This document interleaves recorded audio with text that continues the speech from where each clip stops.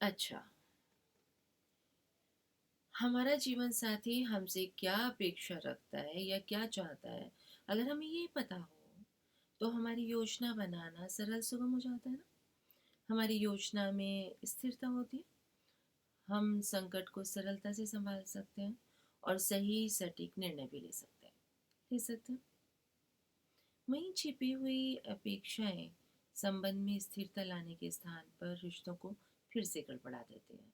ये बिना बोले हुए जो नियम है ना, हमारे चारों ओर प्रतीकात्मक चिन्ह की तरह से घूम रहे होते हैं। जैसे बिना कहे पति को या पत्नी को कुछ अच्छा बना देना चाहिए। कुछ प्रतीकात्मक नियम परिवार के दूसरे सदस्यों पर भी लगते हैं। यदि तुम मेरे जन्मदिन पर ये खिलौना नहीं दिलाओगी तो मैं तुमसे प्यार नहीं करूंगा, ऐसा कहते हैं ना बच्चे। वैसे ही माँ बच्चे से कहे, यदि तुम मामा से माफ़ी नहीं मांगोगे ना, तो मैं तुमसे प्यार नहीं करूंगी। या तुम मेरे बेटे नहीं हो, मैं तुम्हें अपना बेटा नहीं कहूंगी। ये सब प्रतीकात्मक है। इसमें देखने की ज़रूरत है कि क्या सचमुच में बच्चे की गलती है, कहीं मामा का ही तो दोष नहीं है, कहीं हमने बच्चे से गलत अपेक्षा तो नहीं लगा ली है। ये सब उदाहरण है प्रतीकात्मक नियम, गंभीर समस्या का कारण नहीं है। लेकिन लेकिन लेकिन जब ये करना चाहिए और जब ये नहीं करना चाहिए, इस तरह की आज्ञा या इस तरह के रोक के रूप में, अनिवार्यता के लिफाफे के रूप में लिपट कर सामने आते हैं, तब वास्तव में समस्या का कारण बन जाते हैं कि तुम्हें माफ़ी मांगनी ही चाहिए, या तुम्हें मुझे खिलौना दिलाना ही चाहिए, या ये मेरी आज्ञा है। उदाहरण के तौर पर जैसे हम अजय का सिनेरियो फिर से देखें। अजय को लगता है कि नीता को उसके पंक्चुअलिटी के बारे में पता होना चाहिए, समय पाबंदी के बारे में, और उसे समय पर पहुंच जाना चाहिए, क्योंकि ऐसा ना करना अजय को परेशान करता है। तो नीता को उसकी परेशानी के बारे में पता होना चाहिए, जाहिर सी बात है। यदि वो इस बात पर ध्यान नहीं दे रही है, तो नीता को अजय की परेशानी की तरफ कोई ध्यान नहीं है, यानी अजय की कोई केयर नहीं है, और वो निर्णय बनाता है कि नीता अजय से प्रेम नहीं करती, यही ना। अपनी संवेदनशीलता नीता के प्रति दर्शाने की अपेक्षा अजय यहाँ उसकी आलोचना करता है, जैसे कि देरी से आना, उसके बनाए गए समय से देर होना, मानो अपने आप में कोई नैतिक पाप हो। वहीं नीता थोड़ी देर करने को कोई बड़ा मुद्दा नहीं मान पा रही। उसे लगता है अजय अच्छी तरह से जानता है, अजय का बड़बड़ाने वाला, अवगुण ढूंढने वाला व्यवहार नीता को अपसेट करता है, बल्कि उसे खुश होना चाहिए कि अजय के अधिकतर बनाए गए नियमों को वो फॉलो तो कर रही है। अगर कोई एकाध इधर उधर हो भी जाता है तो भी क्या फर्क पड़ता है, उसे ओवरलुक किया जा सकता है ना, या उसे छोड़ा जा सकता है। तो अब जो ये जो चाहिए के लिए मजबूर करना था, नियंत्रित करना, किसी के लिए अपने आप में संतोष देने वाला हो सकता है, लेकिन अक्सर लोग ये भूल जाते हैं कि साथी की इच्छाओं के साथ सहमत होना भी संतोष का ही तो स्रोत है। चाहिए का शुद्ध स्वरूप वैवाहिक जीवन या अन्य कोई संबंध समस्या बनता ही है, क्योंकि वास्तविकता में चाहिए चाहने वाला व्यक्ति जब दूसरे व्यक्ति से शिकायत रखता है, तो उसमें उसका स्वयं का व्यक्तित्व, स्वयं का लक्ष्य और स्वयं की आवश्यकताएं शामिल होती हैं। दो संस्थाओं के बीच के अधिकारी भी एक दूसरे पर आरोप लगा सकते हैं कि उसे ये करना चाहिए, उसे ये नहीं करना चाहिए। तो व्यवसायिक साझेदार भी चाहिए या नहीं चाहिए के दुष्चक्र में फंसे हो सकते हैं। दो दलों के या किसी एक दल के दो नेता भी नाम लेने पर मेरा नाम नेता के रूप में लेना चाहिए। और इन्होंने नहीं लिया तो ये मेरा सम्मान नहीं करते, ऐसी भावना भी किसी भी रिश्ते में आ सकती है। हालांकि ये इच्छा, ये डिमांड दावा बनकर उपस्थित होती है, हाँ। जो पहले केवल चाहिए की इच्छा होती है ना, वो बाद में दावा बनकर उपस्थित होती है। पति पत्नी में अगर बात करते हैं तो पति पत्नी में परिवार पहले रखना चाहिए। जब लोगों की इच्छाएं पूरी नहीं होती तो वो दुखी होते हैं, और जब नियम टूटते हैं तो क्या होता है? गुस्सा होते हैं बाबा। एक साइकोलॉजिस्ट हुए हैं एल्बर्ट एलिस। उन्होंने बताया क्या लिखा है? उन्होंने लिखा है कि लोग अपने जीवन साथी से केवल ये चाहते ही नहीं है कि वो उनके साथ दयापूर्ण ढंग से व्यवहार करे, बात करे, बल्कि वो ये मांग रखते हैं कि ऐसा करना ही चाहिए। और जब व्यक्ति की अपेक्षाएं कुंठित होती हैं या निराशा सामने आती है, उदासी छा जाती है, और व्यक्ति उस समय केवल एक ही वाक्य सोचता है, मैं इस तरह का व्यवहार सहन नहीं कर सकता। और उन्होंने इसे नाम दिया ऑफिलाइजिंग। ये बेहद ही खराब डरावना है। जब व्यक्ति के अंदर ये ऑफिलाइजिंग वाली फीलिंग आती है, ऐसे व्यक्ति से विवाह करना जिसके पास एहसास ही नहीं है मैंने बहुत बुरा किया, या उस व्यक्ति को वो असभ्य व्यक्ति के तौर पर समझता है, भद्दा, बेकार, महिला या पुरुष कोई भी, द्वेषपूर्ण, पापिष्ट विशेषताओं को साथी में देखता है, एक अनर्थकारी कदम सामने आता है। शादी में जब तक मैं रहूंगा या रहूंगी, मैं कभी चैन से सांस नहीं ले सकती, या मैं हमेशा नाखुश ही रहूंगा। इसी तरह से बहुत सारी मस्तिष्क की प्रक्रियाएं जो मस्तिष्क हमें सुझाता रहता है। अब विचारना ये है कि ये स्टेटमेंट कितने सही है। जीवन साथी दुष्ट है, उसमें सभी गुण पापियों वाले ही हैं, उसमें बिल्कुल निभाने वाला कोई गुण नहीं है, या ये स्टेटमेंट कि पति या पत्नी का व्यवहार बिल्कुल क्षमा करने योग्य नहीं है, इसमें तो सुधार संभव ही नहीं है। ये निराशा और कुंठा की तकलीफ असहनीय है, मैं और बर्दाश्त नहीं कर सकता, ये कर सकती। इस रिश्ते का भविष्य उजाड़ है, नीरस है, उदास है, बेरंग, रूखा सूखा है। अब इस रिश्ते में एक भी आशा की किरण नहीं। हम्म? मांग और दावे। एलिस और हॉर्नी ने बताया कि आत्मघाती मानसिक विकृति के रूप में बदल जाती हैं। जैसे कि व्यक्ति की मांग है कि उसका जीवन साथी हमेशा उससे काइंडनेस का व्यवहार करे, दयापूर्ण व्यवहार करेगा, प्यार से ही बात करेगा। यहाँ तक कि बहुत बहुत बहुत बहुत प्रेम करने वाले दोस्त साथी भी हमेशा लगातार काइंडनेस से व्यवहार नहीं कर पाते हैं, और ऐसे में एक चूक विकृत ढंग से काम करती है, बस अपराध सिद्ध कर देती है। क्या? ये हमेशा मेरी इच्छा को नजरअंदाज करता है, या मेरी इच्छा को नजरअंदाज करती है। तो एक शब्द हमेशा, इस पे ध्यान देना ये ज़रूरी है कि अपने शब्दकोश में कम से कम उपयोग में लाया जाए। ना लाया जाए तो बहुत अच्छा है, क्योंकि ये शब्द जो है ना, हमेशा हमारे बाकी सभी के अच्छे कार्यों पे पानी फेर देता है और साथी के मस्तिष्क में निराशा उड़ेल देता है। ये एक और नियम जिसे हम बनाते हैं, क्या होता, क्या होता, क्या होता।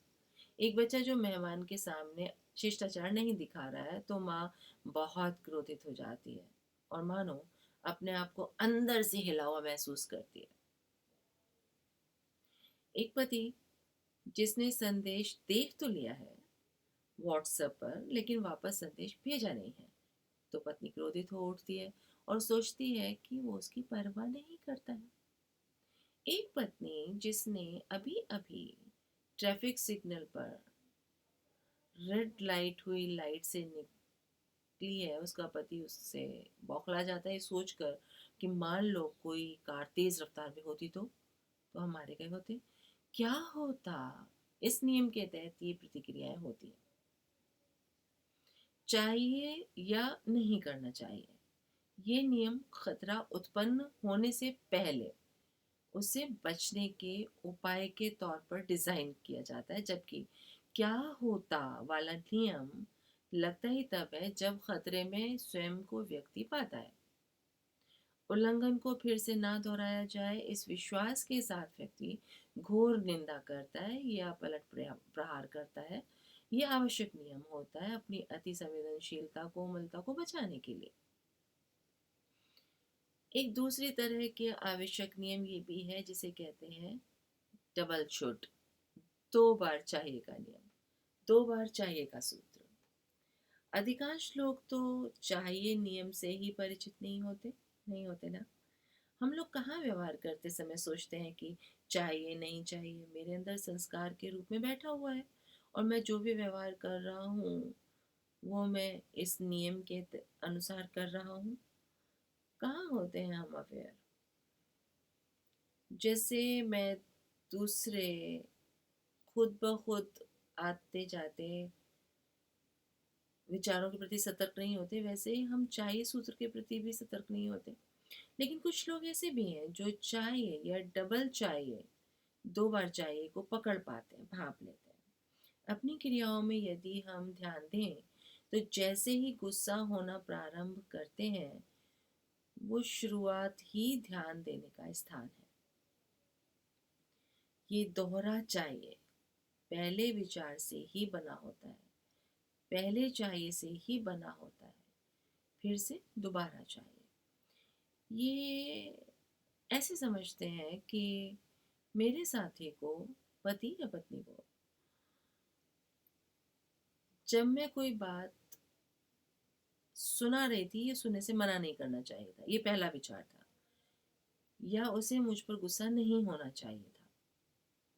ये विचार दूसरे चाहिए को पैदा करता है। देखिए कैसे। ये विचार उठते ही बदले में चोट करने का निर्देश मिलता है। अगर मैंने कुछ नहीं किया तो वो फिर ऐसा ही करेगा या करेगी, तो मुझे उस पर चिल्लाना चाहिए, मुझे उसको ताना सुनाना चाहिए। मोहित और शिवा की घटना में हमें ये दोहरा चाहिए स्पष्ट तौर पर देखने को मिलता है। जब भी शिवा से गलती होती है या मोहित को ऐसा लगता है, वो सोचेगा पहला चाहिए, शिवा को और ध्यान रखना चाहिए, और दूसरा विचार जो उसे स्वयं को निर्देशित करता है शिवा की आलोचना करने के लिए, कि मुझे शिवा को बताना चाहिए कि वो अशिष्ट है, लापरवाह है और बेअदब है। ये है दूसरा चाहिए। तो विचारों को बल मिलता है जो रुक नहीं पाता। इसलिए जितना अच्छा ये है कि सही व्यक्ति से सही समय पर सही तरीके से सही बात की जाए, उससे भी अधिक तब अच्छा है जब हम गलत हों तब बोलने से हम रोक लें। यदि हम दंड देने के लिए अपने आप को अंदर से चेक कर सकते हैं, जांच सकते हैं, तो अपने साथी के कार्यों को नियंत्रित करने के लिए, उसे उल्हाना देने के लिए, झड़कने, डांटने, तिरस्कार करने, उस पर दोष आरोप करने की अपनी आदत को तोड़ भी सकते हैं। निश्चय से, डेफिनेटली कर सकते हैं हमेशा। इसमें बिल्कुल मुश्किल नहीं है। बस हमारे अंदर एक विल पावर होनी चाहिए, करने की इच्छा होनी चाहिए। करने की इच्छा होनी चाहिए कि मुझे अपने इस संस्कार को ख़त्म करना है, क्योंकि ये मेरे आध्यात्मिक विकास को रोकने वाला संस्कार है, मेरे आत्मिक विकास को रोकने वाला ये संस्कार है। और इसके लिए सबसे अच्छा बिंदु शुरुआती वहाँ होता है जब हम ये सोचते हैं कि उसे ये नहीं करना चाहिए। क्योंकि अगर एक बार ये निर्णित हो गया कि हमारा गुस्सा करना सही है, तो फिर इस चेन को रोक पाना बहुत मुश्किल है। और अगर ये निश्चय कर लिया जाए कि कुछ भी हो, गुस्सा करने का मेरा समर्थन नहीं है, तो उसी बिंदु पर इस चैन को रोका जा सकता है। परिस्थिति का बहुत तीव्रता से पुनर्मूल्यांकन होता है, इतनी तीव्रता से कि हम उसे पकड़ ही नहीं पाते। कैसा भी हो, प्रतिशोध तो अनुचित है, ये देखना है एक बार, क्योंकि विरोध शुरू हुआ तो आलोचनाओं को रोक पाना बहुत कठिन हो जाता है। अच्छा, ये सोचते हैं कि विवाह में ये नियम आते कहाँ से है। आप भी सोचिए। हम्म बहुत प्रकार की अपेक्षाएं होती हैं जो विवाह के अलग अलग स्तर पर उसे प्रभावित करती हैं। कुछ वर्षों तक आदर्श प्रेम की गारंटी देने वाले युगल के लिए क्रूर, धोखा, छल, कपट की भ्रम हो सकता है। कुछ एक बार ये विश्वास मजबूती से बनाया हुआ हो सकता है कि अगर मैं एक अच्छा जीवन साथी हूँ तो निश्चित ही मुझे तो प्यार मिलेगा ही। या माता पिता भी तो कई बार ऐसे ही विश्वास बना लेते हैं ना कि मेरी बेटी इतनी अच्छी कि कोई भी उससे प्यार किए बिना रह ही नहीं सकता, वो सब ठीक कर लेगी।